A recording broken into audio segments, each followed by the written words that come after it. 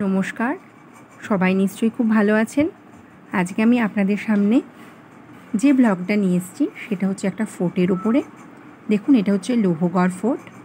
আমার আগে ফোর্ট সম্পর্কে কোনো ধারণাই ছিল না যে কেমন হয়, কীরকম দেখতে হয়, কি আছে এর ভিতরে। তো যখন আমি সিংহগড় ফোর্টে গেছিলাম সেখান থেকেই আমার অল্প একটু আধটু ধারণা তৈরি হয়েছে, সেটাই আপনাদের সাথে বলছি।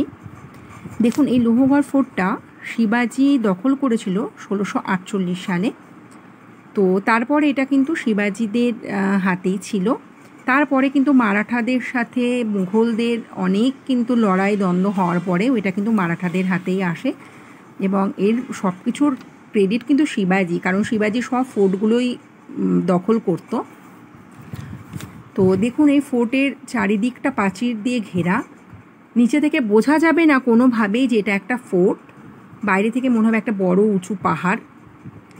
তো যখন আমরা আস্তে আস্তে নিচে থেকে যখন উপরে উঠছিলাম, তখনই ওদের কাছ থেকেই শুনলাম, মানে যারা টিকিট আমাদেরকে দিল, বাচ্চাদের কোনো টিকিট লাগেনি, অ্যাডাল্টদেরই লেগেছে।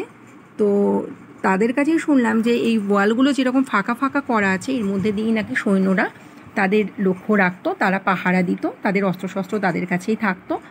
তার জন্যই এরকম করা, যেহেতু বাইরে থেকে বোঝা যেত না, কিন্তু নিচ দিয়ে কে আসছে, কোনো শত্রুপক্ষ আক্রমণ করছে কি না, এখান থেকে সেটা দেখা যেত। দেখুন, অনেকটা উপরে চলে এসেছি, অনেকটা উপরে এসে কিন্তু ঠান্ডা হাওয়া বইছে, কিন্তু তবুও ভীষণ রোদ, যেহেতু হাওয়াটা বইছে বলে অতটা কিছু মনে হচ্ছে না। এই ফোর্টটা কিন্তু অনেক উঁচু, সমুদ্রপৃষ্ঠ থেকে প্রায় 3389 ফিট উঁচু। এই ফোর্ট থেকে ভিসাপুর ফোর্টেও যাওয়া যায়। তো এখানে আপনারা অবশ্যই আসবেন, ঘুরবেন, দেখবেন। আর এই ফোর্টে ওদের কিন্তু সমস্ত কিছু আছে, নাকি ওরা শুনেছি ঘোড়া নিয়েই নাকি ওপরে চলে যেত, ঘোড়ার পিঠের ওপরে বসে।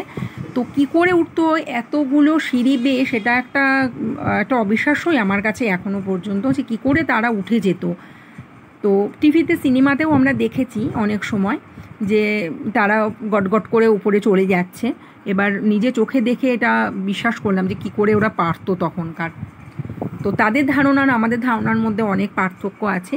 কিন্তু ওপরে কিন্তু নানা এরকম ঘরও থাকতো, যে তাদের পাহাড়ে যেরকম আর কি থাকে, পাহাড়ের ওপরে যেরকম দেখতেই পাচ্ছেন এইরকম ঘরও করা থাকতো, যে কোথায় অস্ত্রশস্ত্র থাকতো, কোনো জায়গায় তাদের বিশ্রাম নিত, সেই কক্ষগুলোও কিন্তু তাদের থাকতো, মন্দিরও থাকতো।